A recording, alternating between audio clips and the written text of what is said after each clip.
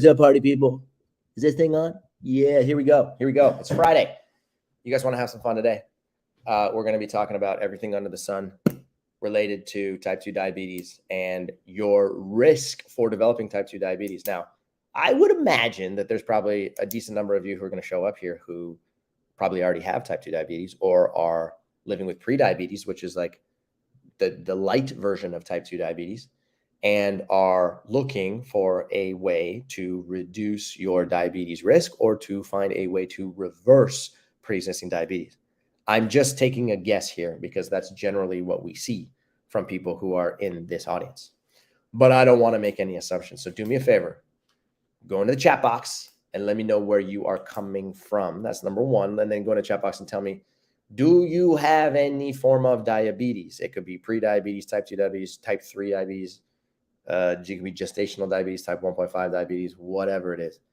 I will tell you this. My name is Cyrus Khambatta. For those of you who may not have seen me before, I was diagnosed with type 1 diabetes in the year 2002, which was quite a long time ago. It was about 21 years ago. And I have been living with type 1 diabetes this entire time. And I'll be honest with you, I was a little bit nervous at the very beginning that my health was going to get out of control, and that type 1 diabetes was just sort of like the first domino in a series of chronic metabolic diseases that was going to get worse and worse and worse and worse over the course of time. But what I recognized within the first year of living with diabetes is that just because you are living with any form of diabetes does not mean that your health is going to get worse over the course of time. In fact, what I learned was that when you are living with any form of diabetes and you take it seriously, you have an opportunity in front of you to understand what it is that actually causes your blood glucose to go high. And you have an opportunity to reverse it so that you can actually be not only can you reduce your risk for getting worse over the course of time, you can actually get healthier than you were before you were diagnosed. Okay, so rather than looking at diabetes as being this like sort of this like death sentence and this label that gets put on top of you, I want you to think of it as an opportunity. This is literally one of the greatest opportunities you will ever be given in life. And if you take it seriously, a lot of incredible things can happen. So I'm behind on these comments, but let's go back up top. Scott from Fayetteville, Arkansas, type 2. Love it. What's up, Scott? Mike, type 2, A1C 6.3. Thanks to your team, Cyrus. Cool, Mike. Let's get your A1C even lower. I love this. Diana, California, type 2. What's up, Diana? Donna Durham from Indiana, coming in strong. Jessica, watching from Michigan, just starting this and already seeing a change. Love it. Love it. Peggy, hi from Rockville, Maryland. Love it. Beth, Texas, type 2. Margie, Idaho, type 2. Annette, Augusta, type 2. Andrea, Missouri, pre-diabetes. Lydia, type 2 since 2006. I'm at Forma Novolog and Levemere. All right. Peggy, Oxford, Florida, type 2 diabetes on the MD program. Amazing, amazing, amazing. Peggy, pre-diabetes 5.9. Okay. Awesome. So it looks like we got the right people in the room, which is great. So I want you guys to go into the chat box. I want you guys to answer me some questions here. If I were to ask you, I'm going to ask you a question that's very point blank. Here's the question. Why do you have diabetes? It's a very point blank question, okay? I don't want to know, like, what is the general population? Why are they getting diabetes? Or what does the CDC say? I don't really care about that stuff. I want to know, why do you think that you were diagnosed with diabetes? Okay? What is it that you were doing prior to diagnosis that could have led to the diagnosis of type 2? Does it have something to do with what you were eating? Does it have something to do with your movement patterns? Does it have something to do with your stress level, alcohol, drugs, smoking cigarettes? You tell me. I want to know. I want you to be as authentic as possible. Okay? That's what I want to know. If you don't know the answer to that, it's totally cool. But generally speaking, most people do know the answer. They just have to dig deep and really find it within them. Okay? So Margie responds. She says, the reason I have diabetes is because I have years of eating junk food and not exercising. All right. 2 of those are very important. Very good. Thank you, Margie. Mike, poor lifelong eating. Mike, go into more detail. Tell me, what were you eating? Tell me, what does the term poor mean? Okay. Andrea, poor eating habits. Same thing for you, Andrea. Give me more detail. Okay. Jessica, eating out a lot. Same thing for you. What were you eating? What types of foods? Was it Chinese food? Was it McDonald's? I want to know. Prabha, type 2 for 30 years. Okay, and have reduced metformin from 1 daily from 4 tabs, glipizide reduced to 0, blood pressure medication from 200 to 35. Thank you, Cyrus, so much for helping. Amazing. Prabha, that's awesome. That's awesome. Do me a favor. Will you write an email to team@masteringdiabetes.org and we can actually, film an interview with you and see if we could make you world famous? That'd be awesome. Suzanne, insulin resistance, too much sugar. Okay, good question or good statement. Scott, eating what I wanted when I wanted, drinking Mountain Dew, not getting cardiovascular exercise. Thank you for the detail, Scott. Very helpful. Peggy, not enough exercise, and even though vegetarian diet, it was high fat with dairy, cheese, and oils. Very good. Okay. Bess, can you do me a favor? Can you take that previous comment from Peggy and can you favorite it or star it? Because I want to come back to it. Thank you. Okay. Beth, bad eating habits and stress. I just didn't care what I was eating. Amazing. Thank you, Beth. Peggy, eating meat and no exercise. Could you favorite that comment too, please? Thank you. Okay. Diane, eating processed foods and sedentary. Okay, Diane, thank you for the clarity here. Peggy, high protein yo-yo dieting. Ooh, that's a good one. That's a real good one. Okay. Jessica, red meat, Mexican food, tortillas, bacon, rice, pasta, candy, sugar, fast food. Okay, favorite that one too, please. That's a good one. Phenomenal, Jessica. Mike, clarification. He says junk food, daily desserts, too much sugar, diet sodas. All right. Mike, amazing. Okay, so you guys are being super honest with me, which is awesome. All right, here's what I'm gonna do.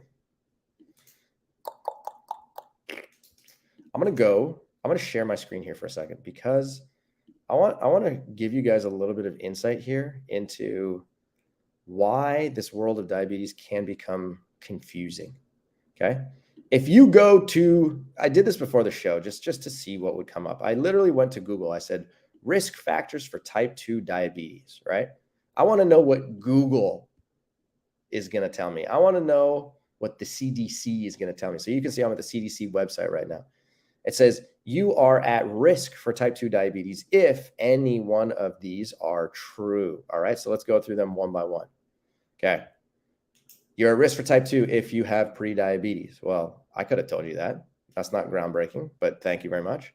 You're at risk for type 2 diabetes if you are overweight. Please define overweight. What does that mean? You are at risk for type 2 diabetes if you are 45 years or older. I am going to call bullshit on that. I think this is very misleading information, and this is not actually rooted in grounded in scientific research. Okay. You are at risk for type 2 diabetes if you have a parent, brother, or sister with type 2 diabetes. That is a true statement. You are at risk for type 2 diabetes if you are physically active less than 3 times a week. Okay. Need more clarification. What if I run for 4 hours per day? Does that mean I'm not physically active enough? That's weird. Okay. 4 hours a day, twice a week. Does that mean that I'm going to get type 2? Maybe, maybe not. Okay. You're at risk for type 2 if you have ever had gestational diabetes during pregnancy or given birth to a baby who weighed over 9 pounds. Okay. This is a true statement. And finally, you're at risk for type 2 if you are an African American, Hispanic, Latino, American Indian, or Alaskan Native person. So from an ethnicity perspective, if you fall into one of these groups, then your risk for type 2 can go up. And this is a true statement. Some Pacific Islanders and Alaskan and Asian American people are also at higher risk. All right. And then it says, if you have non-alcoholic fatty liver disease, you may also be at risk for type 2. All right. So let's take a look at these one more time. Okay. Have prediabetes, overweight, 45 years or older, not true. Parent, brother, sister with type 2, fine. Physically active less than 3 times a week, need clarification. Gestational diabetes, cool. Fall into one of these ethnic groups. Okay, cool. All right. So I would say this is like, if I had to give a grade for these recommendations based off of the total amount of scientific research that we have at our disposal today in the year 2023, I would say that I could probably go to ChatGPT and I could probably pull up better information. And I'm not even joking when I say that. Maybe we should do that. Okay. This is moving in the right direction, but it is extremely not comprehensive because it's missing a lot of things. Okay. This has Nothing. If you take a look at this, okay, show me one bullet point here that talks about food. Show me one bullet point that talks about food. I don't see it. I don't know about you guys, but I can't see it. Okay. There is no mention of processed foods. There's no mention of ultra processed foods. There's no mention of this thing called sugar. There's no mention of saturated fat. So that's odd. Okay. There's no mention of, generally speaking, foods that are refined. There's also no mention of foods that are unrefined, foods that come from the whole food plant-based world. Okay. So we're talking about a metabolic condition that is absolutely grounded in what you put into your mouth. But yet, if you go to the CDC website, there is literally not a single thing talking about food. It does say you can prevent or delay type 2 with proven lifestyle changes. These include losing weight if you are eating a healthy diet. So let's click on what it says is eating a healthy diet. Okay. So here, it would take us a long time to go through all this information, but I'll tell you this right off the bat. They're going to tell you to count your carbohydrates. They're going to tell you to reduce your quote unquote carb intake. And they're going to give you some basic recommendations about, try not to eat junk food and try to eat a little bit more unprocessed foods. But again, this is just sort of like scratching the surface. Okay. So that's what the internet tells you. Okay. And in my opinion, this is just kind of like, it's okay, but it's sort of like a third grade approach to understanding what actually increases your risk. Now, what actually increases your risk for type 2 diabetes? Okay, this is information that comes from the Mastering Diabetes book. And I don't know if you guys have actually read the Mastering Diabetes book. If you have, go to the chat box and write the word book in there. That book took us more than 3 years to write. That book was a culmination of 15 years of scientific research and personal experience and working with other people to try and understand what actually causes type 2. My question was this: is the CDC right? Or is there something more than what the CDC tells you? And what I came across, I see a lot of people saying book, which is awesome. Thank you. What I came across is that what you just read is it's a snippet. It's a snippet of the truth. Okay. What actually causes type 2 diabetes, if I had to nail it down to like one or two variables, okay, here's the one or two variables that I would personally say, okay? Number one, the overconsumption of foods that are high in saturated fat. The CDC did not say that. I'll say it again. Number one, the overconsumption of foods that are high in saturated fat. And number two, I got to be careful about how I phrase this. Number two, consumption of excess calories, which will absolutely lead to weight gain over time. Okay. Those are the two risk factors, which are extremely problematic, that will, without a question of a doubt, significantly increase your risk for type 2 diabetes. But here's the problem. We don't see anything about food. It's just like, it's mind-blowing that would be the case. Now, let's go back to these comments that Peggy and Jessica had left in the chat box. The first one that Peggy had written, she said, not enough exercise. And even though vegetable diet was high in fat with dairy, cheese, and oils. Okay, Peggy, the reason I'm putting your comment up on the screen right here is because in chapter 3 of the Mastering Diabetes book, we go into a lot of details called contributing culprits. And we talk about what is the effect of consuming dairy products? What is the effect of consuming red meat and white meat and fish and other animal products? And what is the effect of consuming oils? And if you look in the scientific literature, what you'll find is that foods that are high in fat, regardless of whether they come from red meat or white meat or fish or chicken or dairy products or oil, all of them increase your risk for cardiometabolic conditions. And type 2 diabetes is the most classic of all cardiometabolic conditions. Okay. So number one, foods that are high in fat, particularly saturated fat that comes from the animal world, that is literally the largest risk factor. But again, it's a ghost. It doesn't even exist on the CDC website. That's a problem. Okay. Peggy, you also left another comment. You said eating meat and no exercise. Okay. Eating meat and no exercise. I'm going to bring up another screenshot for you guys here because this stuff is actually important.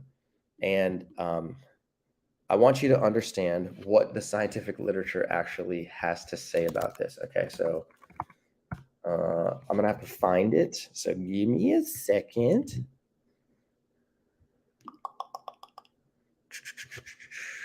Where is it? Okay. Here, let me just scroll up. I got a PDF of the book in front of me right now.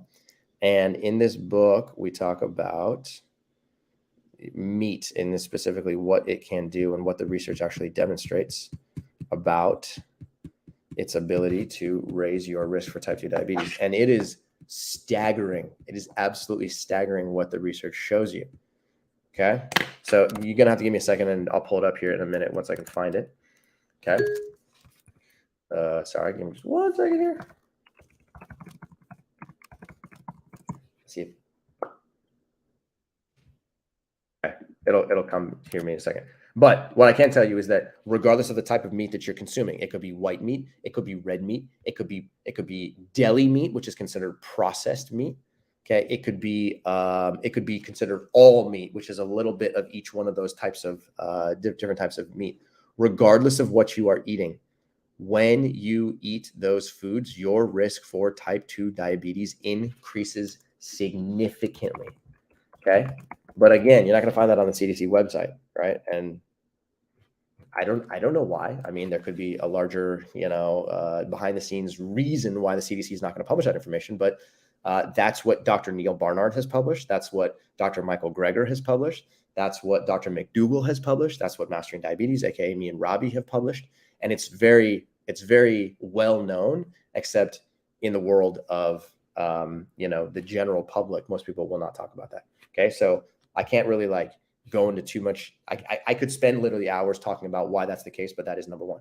Okay, number two, Jessica says red meat, Mexican food, tortillas, bacon, rice, pasta, candy, sugar, and fast food. Okay, so Jessica, the reason why we're highlighting this comment here is because red meat, we just talked about that. Okay, tortillas is a version of refined carbohydrate. Okay, that means it's a carbohydrate-rich food that you can't find in nature. You're not going to walk into a forest and find tortilla trees. Okay, what you will find is wheat. What you will find are grains that you can then harvest and process and turn into a tortilla. Okay, what you will find is corn that you can then harvest and process and turn into a tortilla. Okay, and the processing of the original food into a tortilla is where a lot of the nutrients are stripped out of it, and as a result of that, it becomes a hyperpalatable version of carbohydrate that has very low fiber content, and that can exacerbate your blood glucose and cause cardiometabolic disturbances, aka type 2 diabetes. Okay. In addition to that, you wrote the words bacon.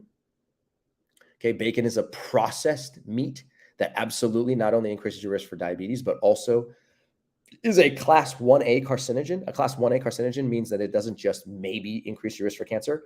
It is without a shadow of a doubt, as close to causing cancer as cigarettes. Okay. That is absolutely true. And the World Health Organization has published that back in 2018. Okay.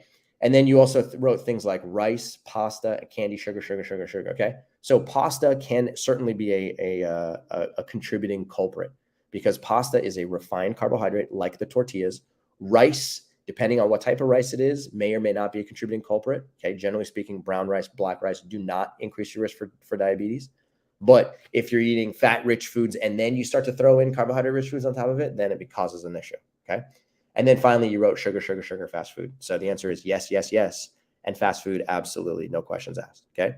So I want to know from you guys. I mean, I'm sitting here pontificating about the fact that, the CDC doesn't publish anything about food. And I'm scratching my head trying to understand why. I want you guys to go in the chat box and tell me, why would the CDC not mention anything about food? Okay. My goal is not to be a conspiracy theorist. I'm not here to talk smack about the CDC in any way, shape, or form. I just think it's kind of weird. Okay, I just think it's kind of weird that the CDC wouldn't say anything about food, and that we know with plenty of scientific evidence that food absolutely contributes. So talk to me. Why is that the case? Okay, you guys tell me that. Okay. Now, in the meantime, while those comments are coming in, I want you guys to go. Bess, could you share your screen? We have a special gift for all y'alls today. And this is basically a PDF that we want to send your way if you like smoothies or smoothie bowls. Okay.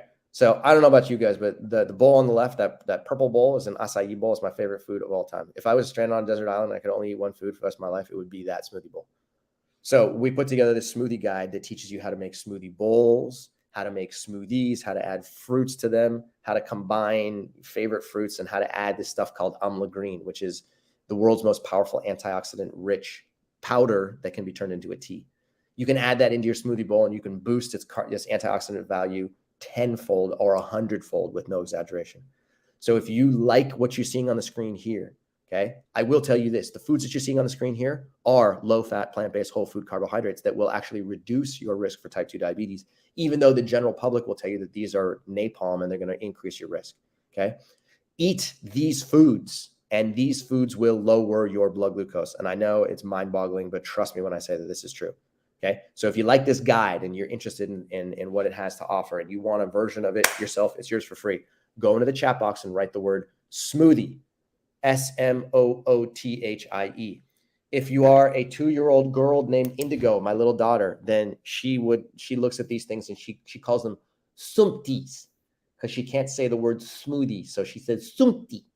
So you can also write the word sumti if you want, and I don't know how that is spelled, but we will also send you the guide for sure. Okay. So I see a lot of people saying that they want it, which is legit. That's great. Okay. Okay. So now let's go back up. Let's go back up to Peggy. She says meat and dairy lobbies. And my question was why does the CDC not want to publish this? She said, well, meat and dairy lobbies, that could be part of the answer for sure. People don't want to know what they can't eat, meat or junk, so ADA won't put it in. Good call. Cheryl, food lobby, money and power. Yeah, and the benefits of food industries, medical, pharmaceutical, politicians. And then a bunch of people wrote smoothies. Okay, Jessica wrote medication. It's so expensive and they want to make money. I truly believe this is the reason. Just keep pumping us with medicine and pain. Do you pay your bills or the higher prices of your medicine? Very good question. Okay, so truth be told, I don't actually know the answer. But I think it's some combination of all the stuff that you guys have written there on the screen. Okay. It has to do with money. It has to do with politics. It has to do with pharmaceutical industry. It has to do with lobbies. It has to do with, what is attractive at the grocery store and what subsidies the federal government gives to food manufacturers to be able to sell in the public marketplace. Okay. But here's the thing. You guys are smarter than that. You guys know that there is a way out of this thing called diabetes, or there is a way for you to reduce your risk for even getting there in the first place. Okay. The smoothie guide is your first place to start. If you don't already have these types of foods, these types of like frozen fruit bowls in your life, I kid you not, this can literally change your life. And I'm not trying to be all sensational when I say that. I say that because these things are very tasty. They are very filling. They pack an unbelievable antioxidant punch, which is great for your brain, for your eyes, for your thyroid gland, for your cardiovascular system, for your liver, for your kidney, for your muscle tissue, for your sexual organs. There literally isn't a single organ or a single tissue in your body that doesn't love the high nutrient availability that's inside of these smoothie bowls. Okay. So please incorporate these foods into your diet and do these. The important thing is to do these in substitution for the other foods we talked about, the meat, the cheese, the dairy products, the oils, okay, the foods that are high in fat and high in protein. If you can lower your intake of those or replace them with smoothie bowls, just watch what will happen to your blood glucose. And I know it sounds bonkers. And I know you might be looking at me being like, what does this guy know? Who is this random dude on the internet telling me to eat smoothies? But the truth is that this stuff actually works. And the beauty here is that every single smoothie recipe that we've shown you has a suggestion for adding some amla green into it. Bess, would you mind scrolling down just a little bit on one of the pages so that you can see the amla green bottle? Amla green is an antioxidant-rich tea that we have created that allows you to find a way to get Indian gooseberries into your diet in a way that actually tastes good. Indian gooseberries, single most powerful antioxidant-rich food ever discovered by human beings, single most powerful cholesterol-reducing food ever discovered, extremely powerful blood glucose reducer, extremely powerful blood pressure reducer. So if you would like to lower your blood pressure, your blood glucose, and your cholesterol level, then Indian gooseberries are a freaking no-brainer as far as I'm concerned. Like I said earlier, I've spent the better part of about 20 years reading a lot of stuff about a lot of stuff, and a lot of stuff specifically about nutrition. And if I had to choose one food which would truly be my like king of all superfoods, the food that just blows all the other foods out of the water. Okay. This is the 6-time Tour de France champion. This is the like greatest food of all time, the GOAT, if you will. That food would literally be Indian gooseberries. Okay. Nothing, not a single other food that I've ever read about is as powerful as Indian gooseberries. And I'm not exaggerating when I say that. It's almost like Indian gooseberries can solve world peace if we just gave them a chance. And you have an opportunity to put it into your body if you so choose. So start making the smoothies, start adding on the green to that, and start watching your blood glucose come down. But again, you got to do it by integrating these foods in substitution for all the other foods that you now know are increasing your risk. Okay. The second thing I would say is use the CDC's recommendations, but interpret it with a grain of salt. Okay. You know better than to just go based off of what they say. You got to add food to the equation. You got to add high saturated fat material to the equation. You got to add high animal protein foods to the equation. If you can find a way to reduce or eliminate those foods, you're going to be in a much better position tomorrow than you are today. And you're going to think back to hopefully this episode and be like, oh, wow, that guy was not lying to me. That guy is actually telling the truth. And this has made a significant impact on my quality of life. Okay. I'll stop talking. I've been talking for a while. If you guys have any questions, please feel free to stick them in the chat box. I would love to see what you guys have to say about this. I do see that there are a lot of people who are saying smoothies. Nobody has written the word sumpti yet. I kind of was hoping that somebody would. Indy, can you write sumpti, please? I think she's sleeping right now. But you guys are awesome. Thanks so much for being here. And I hope you guys are enjoying this process. And I hope you guys are enjoying the process of changing your lifestyle if you've already done it. We love you. We're going to be back here every Friday, same time, same place. And hopefully we'll see you again next week. Still nobody's written sumpti. Wow. All right, maybe I'll get Indigo on this live with us next time. And then she can tell you in person, because it's really cute when she says it. It's really cute. All right, you guys rock. Thank you so much for being here. We'll catch you next week. All right, have a great day. Talk soon. Bye, guys.